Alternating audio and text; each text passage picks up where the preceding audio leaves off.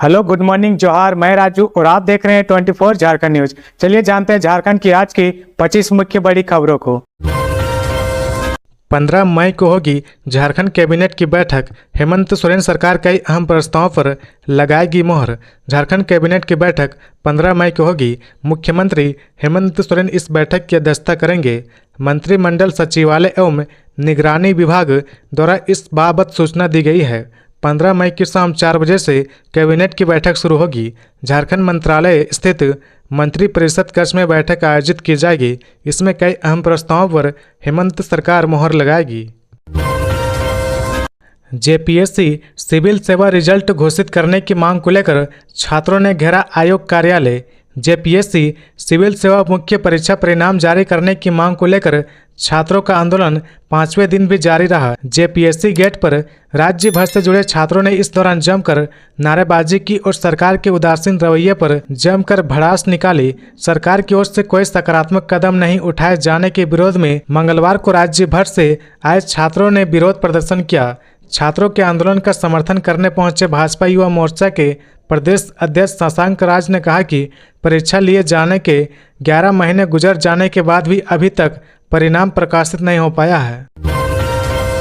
BIT Sindri में senior junior छात्रों के बीच हिंसक झड़प, आधा दर्जन से ज़्यादा घायल।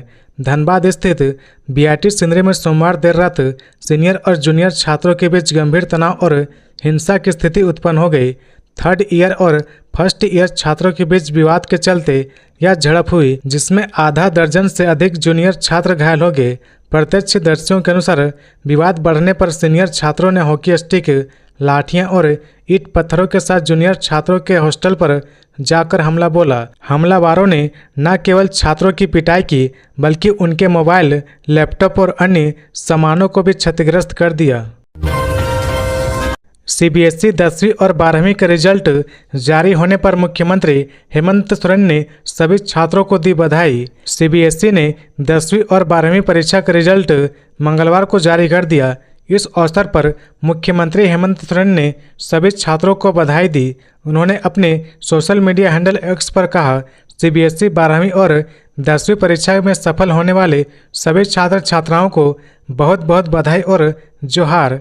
परीक्षा में अपेक्षा के अनुरूप जिन्हें परिणाम नहीं मिल पाया वो निराश ना हो, कड़ी मेहनत करते रहें। आप सभी का भविष्य उज्जवल हो, यही कामना करता हूं। आज इस अवसर पर सभी छात्र छात्राओं के अभिभावकों, शिक्षकों और स्कूल प्रबंधक को भी मैं हार्दिक बधाई देता हूं, जोहार करता हूं। रांची के पुंदाग में खड़ी कार में लगी भीषण आग, बड़ा हादसा टला। रांची के पुंदाग ओपी क्षेत्र अंतर्गत सेल सिटी में एक खड़ी कार में अचानक आग लगने से हड़कंप मच गया। हालांकि इस हादसे में किसी व्यक्ति के हताहत होने की सूचना नहीं है, लेकिन कार पूरी तरह जलकर खाक हो गई। प्रत्यक्षदर्शियों के अनुसार कार सेल सिटी परिसर में पार्क थी जब उसमें अचानक आग लग गई। आग की लपेटें देख आसपास के मौजूद लोग और दहशत में आ गए और मौके पर अफरा तफरी मच गई। आज से तपेगा झारखंड, 15-16 मई को बारिश से मिलेगी राहत, फिर बढ़ेगा पारा। झारखंड में मौसम का उतार चढ़ाव जारी है। कहीं गर्म हवाओं ने लोगों को बेहाल कर रखा है तो कहीं दोपहर बाद की बारिश ने थोड़ी राहत दी है। इसी बीच रांची स्थित मौसम विज्ञान केंद्र ने राज्य के कई हिस्सों में लू को लेकर अलर्ट जारी किया है। 14 मई को खास तौर पर राज्य के पूर्वी क्षेत्रों में लू का असर ज़्यादा रहेगा। वहीं 15 मई से मौसम में एक बार फिर बदलाव के संकेत है। इस दिन उत्तर पूर्वी हिस्सों में लू चल सकती है, जबकि पूर्वी और आसपास के मध्य क्षेत्रों में दोपहर बाद आसमान में बादल छा सकते हैं। 17 सालों के बाद होगी झारखंड पात्रता परीक्षा, नहीं रहेगी उम्र की कोई सीमा, ना होगी नेगेटिव मार्किंग। झारखंड में जल्द ही जेपीएससी झारखंड लोक सेवा आयोग द्वारा झारखंड पात्रता परीक्षा जेट का आयोजन किया जाएगा। राज्य के विश्वविद्यालय और कॉलेजों में असिस्टेंट प्रोफेसर की कमी दूर करने और पीएचडी में प्रवेश के लिए आयोग द्वारा लगभग 17 सालों के बाद जेट का आयोजन होगा। कुल 43 विषयों के लिए आयोग द्वारा विज्ञापन जारी किया जाएगा। खास बात है कि इस परीक्षा में शामिल होने के लिए अभ्यर्थी की उम्र सीमा का निर्धारण नहीं होगा। आयोग द्वारा विज्ञापन जारी होने के बाद आवेदन की प्रक्रिया शुरू होगी। रांची के विभिन्न केंद्रों पर जेट की परीक्षा आयोजित की जाएगी। हालांकि अभ्यर्थी की संख्या बढ़ने पर जमशेदपुर और बोकारो में भी केंद्र बनाए जा सकते हैं। जेट परीक्षा OMR सीट पर ली जाएगी। मल्टीपल चॉइस के प्रथम प्रश्न पत्र में 50 प्रश्न होंगे जो 100 अंकों का होगा, जबकि द्वितीय पत्र में 100 प्रश्न होंगे जो 200 अंकों का होगा। किसी भी प्रश्न पर कोई नेगेटिव मार्किंग नहीं होगी। परीक्षा की अवधि 3 घंटे की होगी, जिसमें कोई ब्रेक शामिल नहीं होगा। इस परीक्षा में सबसे महत्वपूर्ण रहेगा कि कुल शामिल अभ्यर्थी का 6% रिजल्ट ही जारी किया जाएगा। इसमें 40% अनारक्षित और 60% आरक्षित कोटा के रहने की संभावना है। क्वालिफाइंग मार्क्स अनारक्षित और EWS के लिए 40% होंगे, जबकि ST, SC व OBC के लिए 35% होंगे।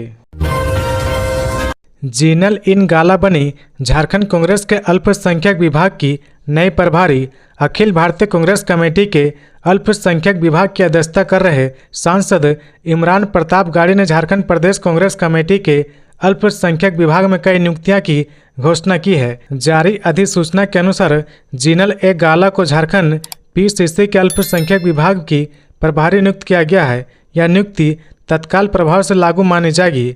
अधिवक्ता की प्रतियां झारखंड कांग्रेस अध्यक्ष केशव महतो कमलेश, झारखंड PCC प्रभारी के राजू और विभाग के चेयरमैन मंजूर अंसारी को भी भेजी गई है।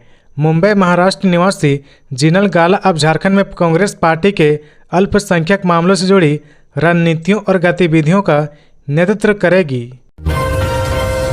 CM हेमंत का आदेश पर शाखा पदाधिकारी और अन्य पदाधिकारी की मोबाइल सुविधा बहाल होगी।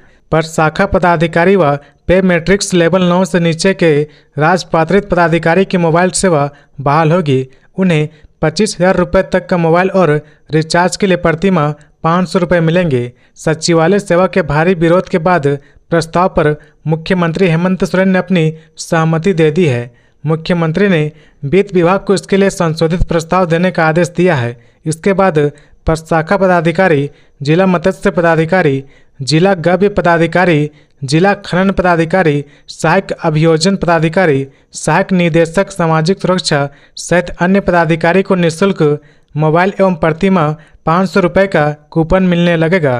उल्लेखनीय है कि कैबिनेट के द्वारा 24 जुलाई 2024 को मंत्री से लेकर राजपात्रित पदाधिकारी को मोबाइल क्रय और रिचार्ज की सुविधा दिए जाने का फैसला लिया था। वित्त विभाग के संलेख संख्या 1715 दिनांक 15 जुलाई 2024 पर कैबिनेट ने 24 जुलाई को अपनी मोहर लगाई थी। कैबिनेट की स्वीकृति के बाद वित्त विभाग ने 30 जुलाई 2024 को अधिसूचना जारी कर मोबाइल क्रय और रिचार्ज की सुविधा दिए जाने संबंधी आदेश जारी किया था, लेकिन वित्त विभाग ने बगैर कैबिनेट की सहमति के 28 मार्च 2025 को पे मैट्रिक्स लेवल 9 के राजपात्रित पदाधिकारी को दी गई उपरोक्त सुविधा को स्थगित कर दिया है। झारखंड में निकाली जाएगी तिरंगा यात्रा, सेना को जताया जाएगा आभार। पहलगाम आतंकी हमला के बाद भारतीय सेना के द्वारा दी गई कार्रवाई और उनके मनोबल को बढ़ाने के उद्देश्य से राज्य भर में तिरंगा यात्रा निकाली जाएगी। भारतीय जनता पार्टी के समर्थन से राष्ट्रीय सुरक्षा के लिए नागरिक बैनर तले इसकी शुरुआत बुधवार 14 मई को राजधानी रांची से होगी।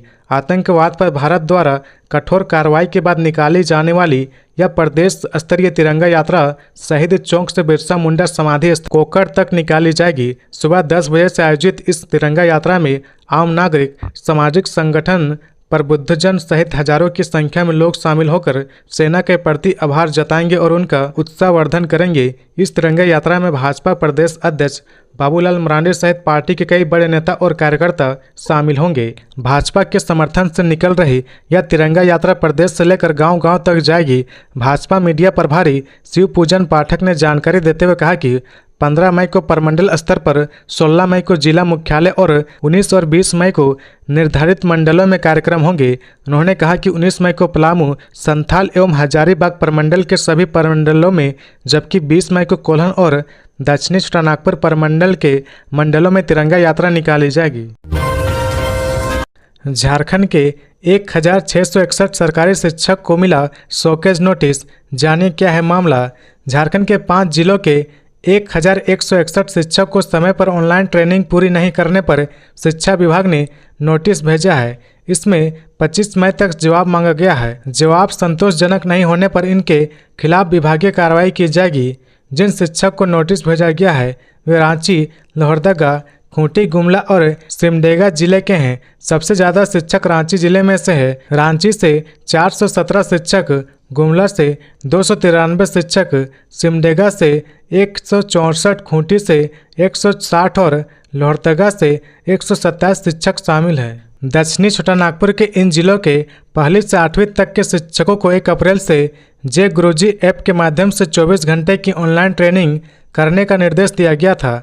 बाद में ट्रेनिंग पूरी करने के लिए 7 दिन का अतिरिक्त समय भी दिया गया, लेकिन इसके बावजूद 1661 शिक्षक अब तक ट्रेनिंग पूरी नहीं कर पाए हैं। झारखंड शैक्षणिक अनुसंधान व प्रशिक्षण परिषद JCERT के निदेशक शशि रंजन ने कहा कि यह आचरण विभागीय आदेश की अवहेलना है। सभी DEO और DSE को निर्देश दिया गया कि ऐसे शिक्षक से स्पष्टीकरण ले और विभागीय नियमों के तहत कार्रवाई कर रिपोर्ट भेजे। इन शिक्षकों से 25 मई तक हर साल में जवाब लिया जाएगा। समय पर स्पष्टीकरण नहीं होने या जवाब असंतोष होने पर कठोर कदम उठाए जा सकते हैं। संविदा कर्मियों ने सरकार के सामने रखी 12 अहम मांगे, आंदोलन की दी चेतावनी। झारखंड राज्य दैनिक एवं संविदा वेतनभोगी कर्मचारी महासंघ ने राज्य सरकार के अधीन कार्यरत सभी संविदा, अनुबंध एवं एकमुश्त मासिक परिश्रमिक पर काम करने वाले कर्मचारियों के लिए 12 सूत्री मांग पत्र जारी किया गया है। इन मांगों के जरिए महासंघ ने कर्मचारियों की सेवा शर्तों में सुधार और स्थायित्व की दिशा में ठोस कदम उठाने की अपील की है। स्मार्ट मीटर में 200 रुपये से कम होगा बैलेंस तो कट जाएगी बिजली। राजधानी रांची के बिजली उपभोक्ताओं के लिए एक बड़ी खबर है।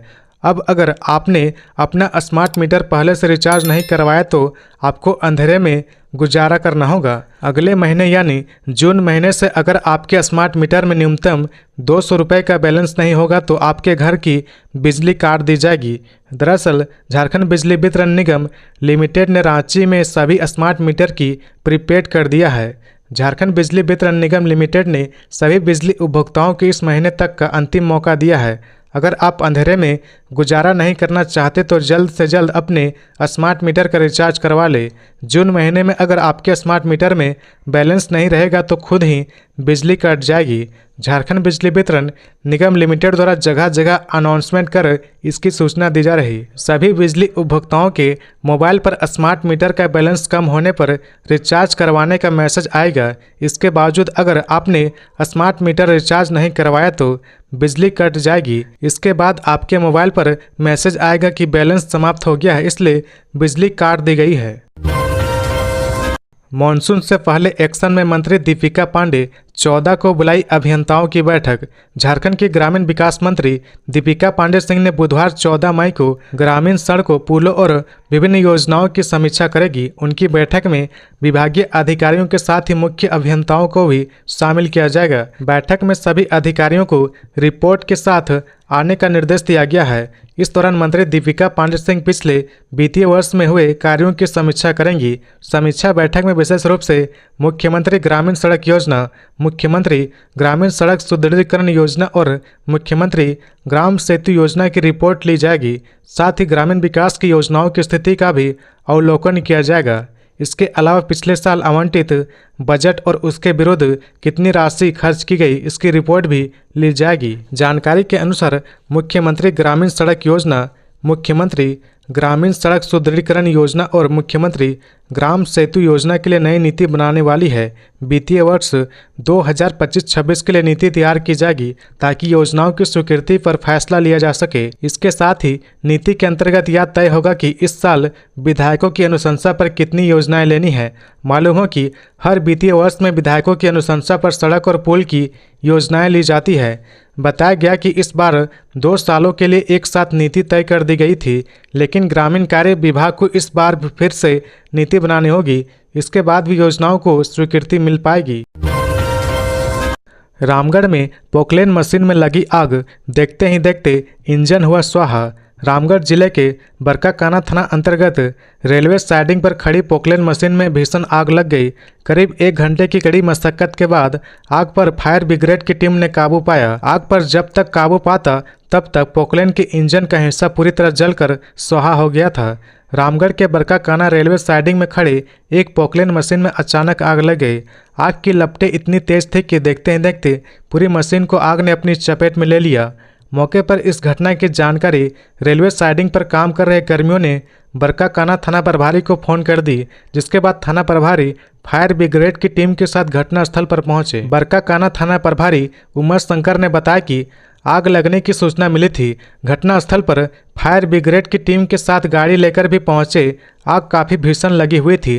फिलहाल फायर ब्रिगेड की टीम ने आग पर काबू पा लिया है।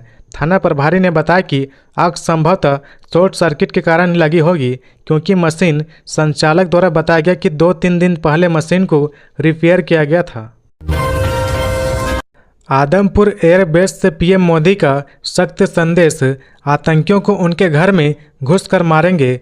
प्रधानमंत्री नरेंद्र मोदी ने मंगलवार सुबह पंजाब के आदमपुर एयरबेस पहुंचे। यहां उन्होंने एयरफोर्स के जवानों से मुलाकात की। प्रधानमंत्री ने एयरबेस पर ही जवानों को संबोधित भी किया। पीएम मोदी ने कहा, भारत में निर्दोष लोगों का खून बहाने का अंजाम एक ही अंजाम होगा, विनाश और महाविनाश।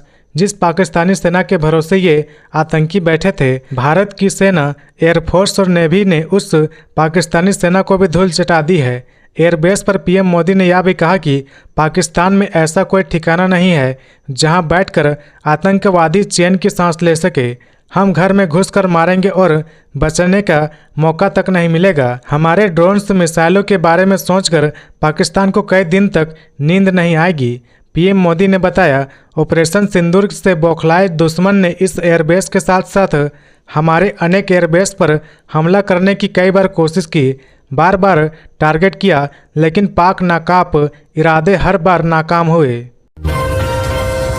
झारखंड में बैक टू स्कूल की होगी सख्त मॉनिटरिंग, निरीक्षण के लिए बना यह एक्शन प्लान। झारखंड के स्कूली शिक्षा व साक्षरता विभाग की ओर से चलाए गए बैक टू स्कूल के समापन के बाद अब इसकी मॉनिटरिंग की जाएगी। झारखंड के 192 स्कूलों का औचक निरीक्षण होगा। आउट ऑफ स्कूल बच्चों को स्कूल में जोड़ने की संबंधित गतिविधियों के अनुश्रवण के लिए राज्य स्तरीय टीम का गठन कर लिया गया है। झारखंड शिक्षा परियोजना परिषद MDM और झारखंड शैक्षणिक अनुसंधान व प्रशिक्षण परिषद से 24 राज्य स्तरीय टीम लीडर समेत 61 पदाधिकारी के नेतृत्व में राज्य स्तरीय टीम बनाई गई है। यह टीम 14 मई से 20 मई तक सभी 24 जिलों के विद्यालय अवधि में भ्रमण करेगी। टीम में शामिल पदाधिकारी को संबंधित जिलों के कम से कम 8 विद्यालय का भ्रमण करना होगा।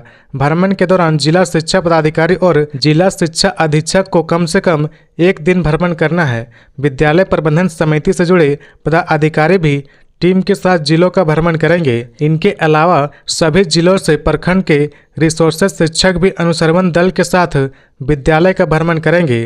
प्रखंड स्तरीय पदाधिकारी को भी अनुश्रवण दल के साथ भ्रमण करना होगा। प्रखंड स्तरीय नामित पदाधिकारी की 100% उपस्थिति की जवाबदेही जिला शिक्षा अधिकारी और जिला शिक्षा अधीक्षक की होगी। 27 मई तक टीम सौंपेगी निरीक्षण की रिपोर्ट।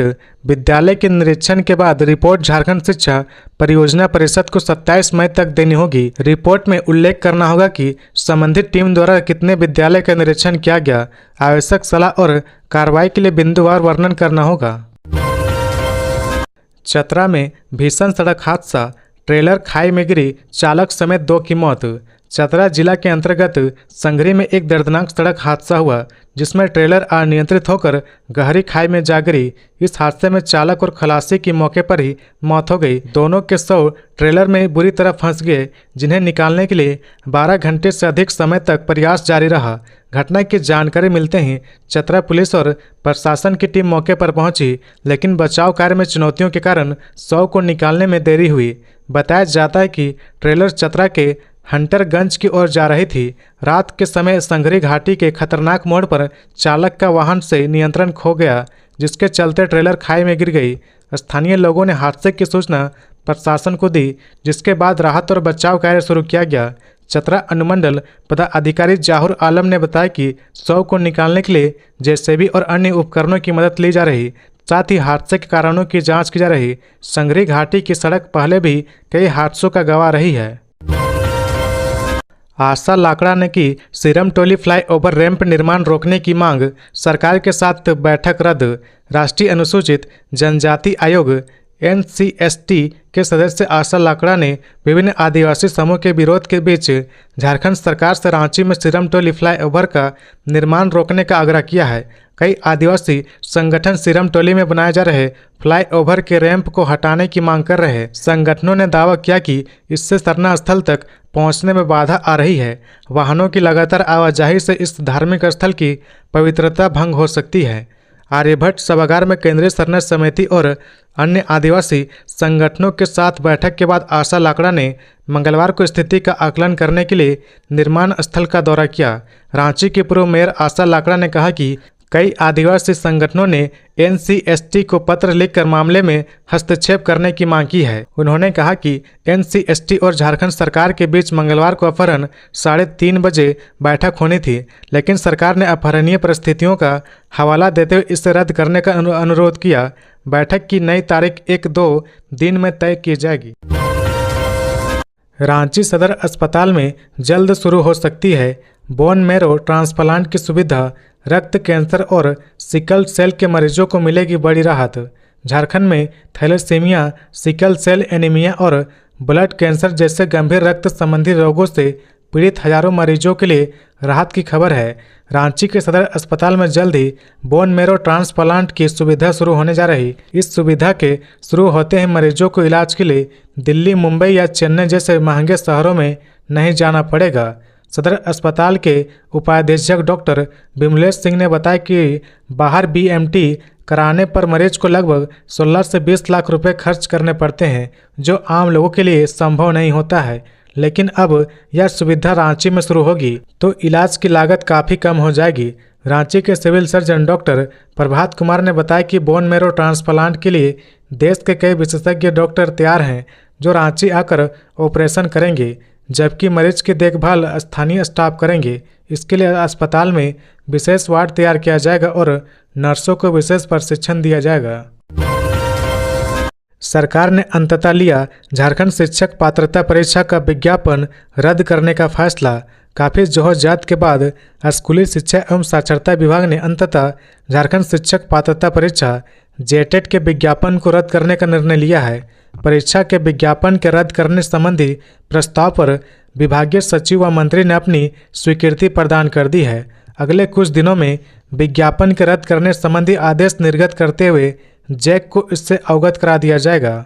इस संबंध में विभागीय मंत्री रामदास सोरेन से पूछने पर उन्होंने स्वीकार किया कि परीक्षा के विज्ञापन के रद्द करने के प्रस्ताव पर उन्होंने स्वीकृति प्रदान कर दी है। उन्होंने यह भी कहा कि छात्रों के हित में जल्द ही नए सिरे से JTET की परीक्षा आयोजित करने के लिए विज्ञापन प्रकाशित किया जाएगा। मालूम हो कि जैक ने पिछले साल JTET की परीक्षा आयोजित करने के लिए विज्ञापन प्रकाशित किया था। उसके अनुसार 23 जुलाई से 26 सितंबर JTET की परीक्षा के लिए आवेदन आमंत्रित किए गए थे। इस परीक्षा के लिए लगभग 3.5 लाख छात्रों ने आवेदन किया था, लेकिन आवेदन आमंत्रित करने के बाद कतिपय विसंगतियों और सिलेबस में गड़बड़ी को लेकर परीक्षा के आयोजन पर रोक लगा दी गई थी। लेकिन विज्ञापन को रद्द करते हुए नए सिरे से परीक्षा के आयोजन को लेकर फैसला ही नहीं हो पा रहा था। JTET की परीक्षा नहीं होने से राज्य के लाखों युवाओं का भविष्य अधर में था। झारखंड अलग राज्य बनने के बाद पिछले 25 सालों में मात्र 2 बार JTET की परीक्षा आयोजित हुई है। पहली बार 2013 में JTET की परीक्षा ली गई थी। 68,000 छात्रों ने सफलता पाई। दूसरी बार 2016 में हुई JTET की परीक्षा में लगभग 53,000 सफल हुए। उसके बाद पिछले 9 साल में झारखंड में JTET की परीक्षा नहीं हुई है। आंगनबाड़ी कर्मियों ने 20 मई को देशव्यापी हड़ताल का दिया नोटिस। झारखंड राज्य आंगनबाड़ी सेविका सहायिका यूनियन ने शुक्रवार को प्रोजेक्ट भवन में राज्य सरकार को 4 लेवल कोड वापस लेने और अन्य 17 सूत्रीय मांगों को लेकर आयोजित होने वाले देशव्यापी हड़ताल का नोटिस दिया। आंगनबाड़ी कर्मी श्रमिक विरोधी 4 लेवल कोड निरस्त करने और सुप्रीम कोर्ट के आदेशानुसार ग्रेजुएटी और पेंशन का भुगतान के साथ भविष्य निधि के दायरे में लाने की मांगों को लेकर 20 मई को देशव्यापी हड़ताल में शामिल होंगी। महिला बाल विकास विभाग के सचिव को हड़ताल नोटिस देने गए शिष्टमंडल में यूनियन की राज्य अध्यक्ष मीरा देवी, महासचिव सावित्री सोरेन समेत प्रीति हांसदा, मीनू मुर्मू, अभिगेल हेम्ब्रोम, प्रिया, परमीला मुर्मू, संतोषी और लखन मंडल शामिल थे। मंत्री का बड़ा फैसला, मानसून से पहले 3 महीने का राशन एक साथ मिलेगा। केंद्र के निर्देश पर राज्य सरकार की पहल। मानसून से पहले राहत की बड़ी पहल करते हुए झारखंड सरकार ने राज्य के 2,88,00,000 राशन कार्डधारी को जून, जुलाई और अगस्त तीनों महीने का राशन अग्रिम देने का ऐलान किया है। यह निर्णय केंद्र सरकार के निर्देश पर लिया गया है, लेकिन राज्य सरकार की तत्परता ने इसे जमीन पर उतारने में निर्णायक भूमिका निभाई है। खाद्य सार्वजनिक वितरण एवं उपभोक्ता मामले विभाग ने 1 जून से 30 जून तक 3 महीने के राशन वितरण का आदेश जारी किया है। सभी जिलों को निर्देश दिया गया कि इस कार्य में किसी भी प्रकार की लापरवाही बर्दाश्त नहीं होगी। राज्य के खाद्य मंत्री डॉक्टर इरफान अंसारी ने इसे गरीबों के प्रति सरकार की संवेदनशीलता बताया। उन्होंने कहा, हेमंत सोरेन जी की सरकार गरीबों की सरकार है। हम जवाबदेही के साथ काम कर रहे और सुनिश्चित करेंगे कि किसी लाभुक को राशन से वंचित न रहना पड़े। मंत्री ने साफ कहा कि वह खुद वितरण व्यवस्था की निगरानी करेंगे। इसके लिए सभी डीएसओ और एफसीआई अधिकारियों की आपात बैठक बुलाई जा रही, जिसमें गोदामों की स्थिति, 3 महीने के अनाज का भंडारण, लॉजिस्टिक और क्वालिटी कंट्रोल जैसे बिंदुओं पर ठोस निर्णय लिए जाएंगे।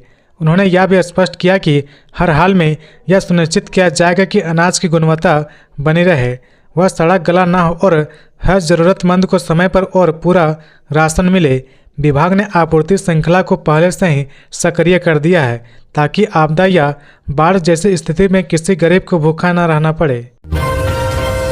झारखंड में 45 असिस्टेंट जेलर और 1900 कक्षपालों की होगी नियुक्तियां। झारखंड के जेलों में स्टाफ की भारी कमी को देखते हुए राज्य सरकार ने बड़ी संख्या में नियुक्ति की तैयारी शुरू कर दी है। जानकारी के मुताबिक कारा विभाग जल्द ही 45 असिस्टेंट जेलर और 1900 कक्षपाल के पदों पर बहाली के लिए विज्ञापन जारी करेगा। इसके अलावा जिला बल, उत्पाद सिपाही और होमगार्ड के रिक्त पदों पर भी नियुक्ति प्रक्रिया शुरू की जाएगी। कुल मिलाकर लगभग 8,000 पुलिसकर्मी की बहाली एक साथ की जाएगी। कक्षपाल की नियुक्ति प्रक्रिया में अभ्यर्थी को दौड़, शारीरिक दक्षता और लिखित परीक्षा में सफल होना अनिवार्य होगा। इस बार भर्ती प्रक्रिया को पहले से काफ़ी सरल किया गया है। विशेष रूप से दौड़ की दूरी को घटाया गया है और समय की सीमा को बढ़ाया गया है।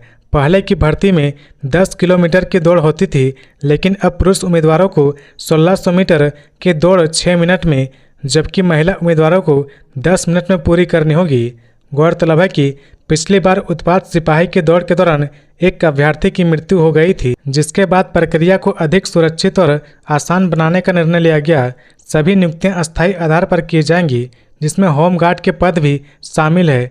वर्ष 2016 में जेलरों की नियुक्ति के लिए साक्षात्कार समेत अन्य प्रक्रियाएं हुई थी। बड़ी संख्या में अभ्यर्थी ने भाग लिया था, लेकिन मात्र 4 जेलरों की नियुक्ति की गई है।